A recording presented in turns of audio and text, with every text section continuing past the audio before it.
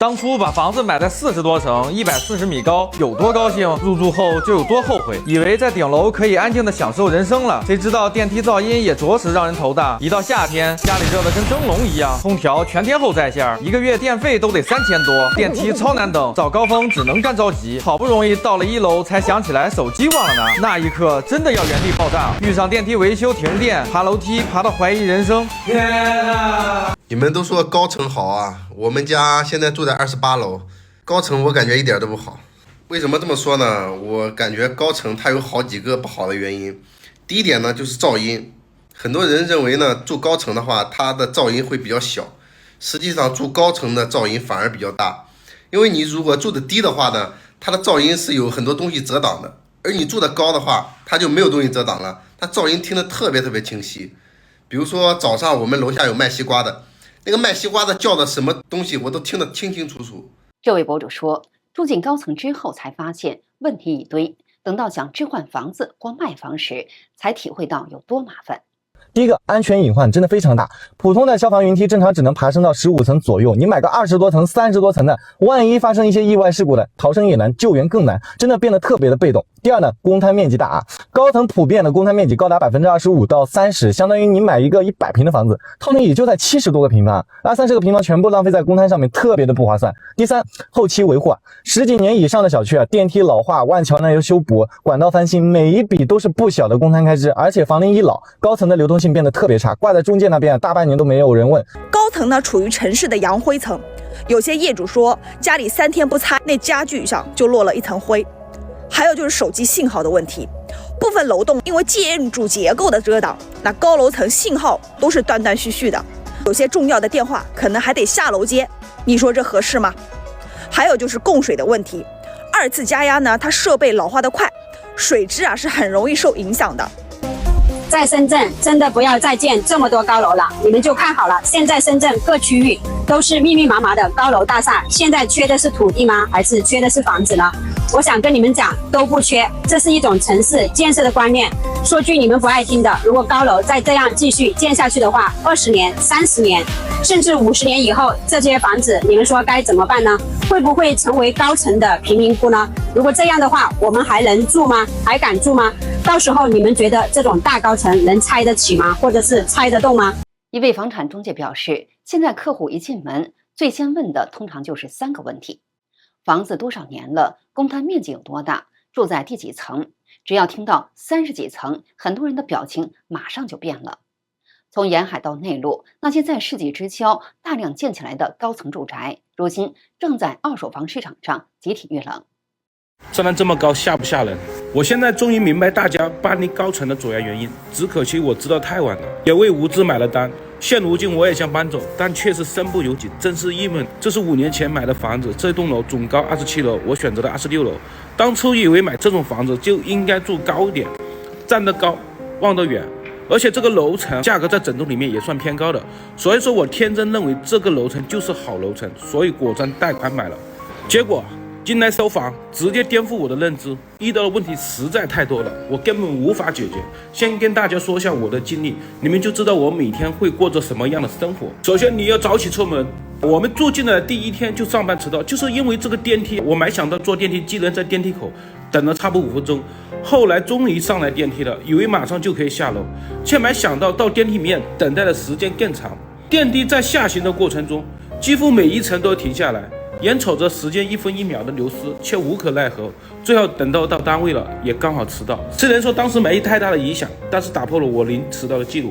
後來我只想每天提前15分左右出門。就是遇到停電，我同事爬過1次樓啊，他住的是28樓，爬1次樓梯真的是讓你爬到懷疑人生啊。最後就是安全問題，我說的就是2方面。第一呢，就是出现火災的時候，其實高層救援呢，消防雲梯只能達到21層，那34層的人往哪跑呢？逃生就是一個大問題了。再者就是遇到極端惡劣的天氣，刮大風打雷的時候，你會發現整棟樓都在晃，能感覺到那個雷呀，也怕是劈到屋裡。住高層和低層對睡覺究竟有什麼影響？我22年就搬進了16層樓住，睡眠不好到我幾乎要神經衰弱了。所以在去年我果斷找了一個農村院子，到現在差不多住了1年時間，我的睡眠終於調了回來。中國城市裡為什麼會出現這麼多30幾層的高樓？並不是因為老百姓天生喜歡住得越高越好，而是因為這種開發模式正好滿足了土地、地方財政、開發商、銀行和購房者各方的需求。比如一塊1萬平方米的土地，如果只建一層樓，按照每套房子100平方米計算，大約只能建出100套房子。但如果還是這塊地建成20層、30層的高層住宅，能夠建出的房子數量就會增加到2-3千套。這樣一來，地方政府可以獲得更多土地出讓收入，開發商能獲得利潤，銀行也有更多貸款業務可做，購房者則能以相對較低的價格買到房子。於是，各方都能從這種開發模式中獲得自己的利益。從1998年房改開始算起，這種不斷向高空要面積的開發模式已經運行了20多年。此前，住建部公布過數據顯示，中國已經建成的100米以上超高層住宅超過5000棟，總量位居世界第一。像武漢、重慶、成都這樣的中西部大城市，30層以上的高樓從江邊一直延伸到遠郊新區，密密麻麻地分布在城市各處。短短1代人的時間裡，中國把幾億農村人口吸引進城市，也讓住房從過去的稀缺品變成了大規模生產和銷售的商品。但任何一種發展模式都有代價，只不過有些代價並不會馬上出現，而是要等20-30年後才真正顯現出來。而現在，這些賬單已經開始一張張地送到門口了。比如，空調外機掛在幾十米高的高空，壞一次找專業人員維修，報價往往就是幾千元起步。遇到大風天氣，有些高層住戶還會感覺樓體輕微晃動。物業和專家可能會解釋，這是設計允許範圍內的正常擺動。但是對於住在高層的人來說，有種心裡發慌的感覺，這種心理壓力是別人很難體會到的。未來30年，1/3的高層住宅将徹底淪為負資產。你花幾百萬買的房子，可能比你的車還嫌報廢，而且賣不掉、修不起、拆不了，最後只能眼睜睜看着它變成一堆鋼筋水泥垃圾。這話不是危言聳聽啊！我給你算筆賬，你現在住的30層高層，電梯設計壽命20到25年，排水管線20年，外牆防水層15到20年，消防系統同樣如此。那從2000年到10年建的那批高層，到現在剛好20年左右嘛。2025年到2030年，全国有35萬棟高層將集中進入老年期。這不是個別樓棟的問題，這是整個城市的系統性風險。中國的高層住宅其實存在一個非常致命的問題，那就是未來可能會面臨沒人接盤的問題。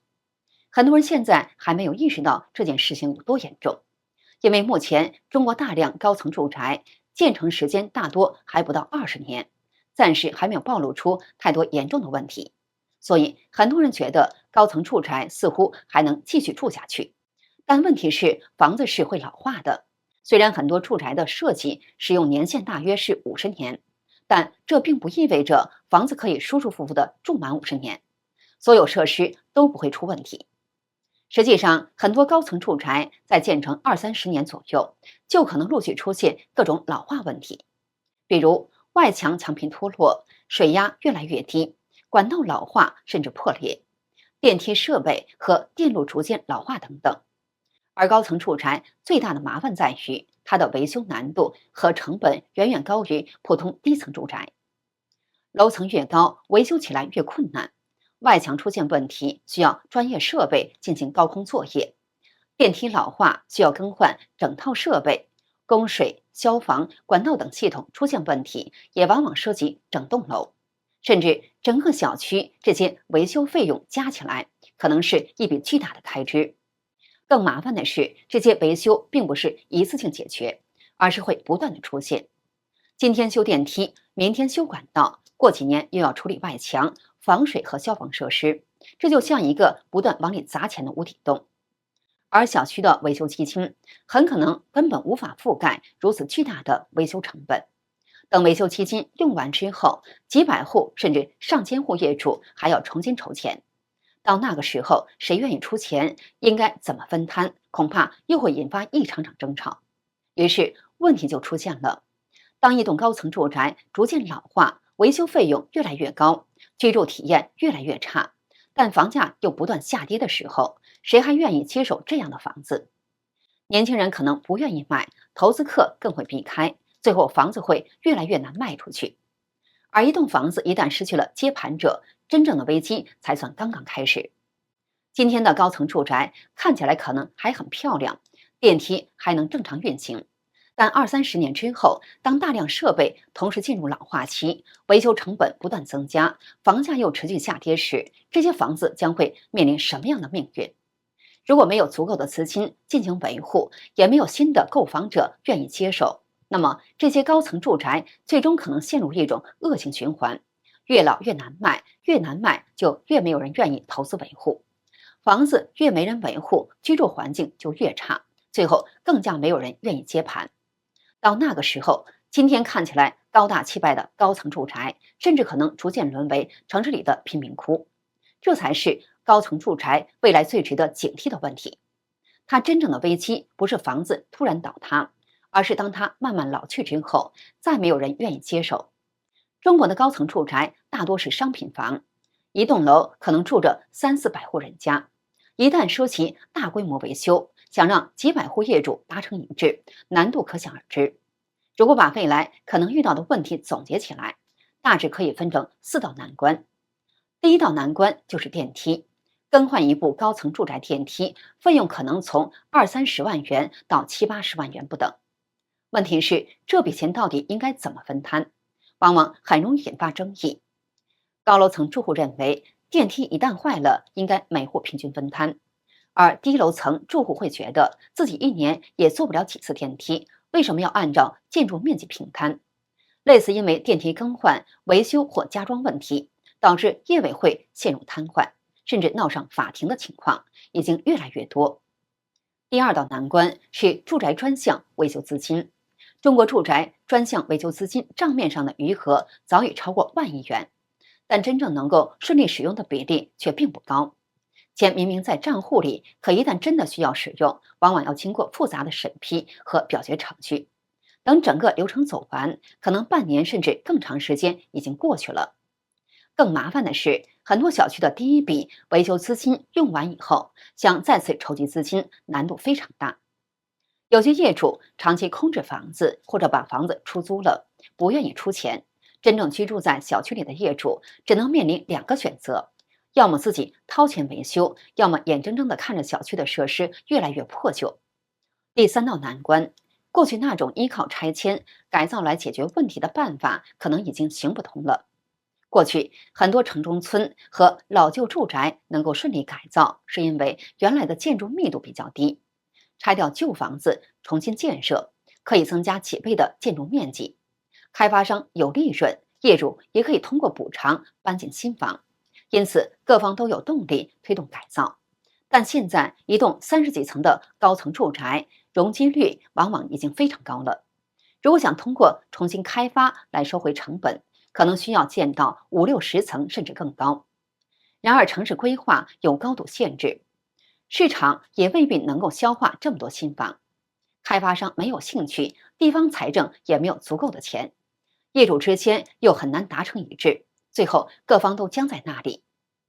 第4道難關是房子本身可能越來越难賣，資產價值不斷下降。贝壳和中指研究院在2026年上半年公布的百城二手房成交数据中，有一组數据尤其值得關注。房龄超過15年的高密度高層住宅與同地段的低密度洋房和小高層相比，成交價格普遍低15%到20%。這樣看來，如果沒人管理、沒人維修，部分高層住宅逐漸衰敗，甚至最終演變成貧民窟，恐怕並不是危言聳聽，而是一個大概率事件。好的，今天就跟大家聊到這裡，請記得點讚、訂閱、留言並分享給您的朋友，感謝您的支持，我們下期節目再見。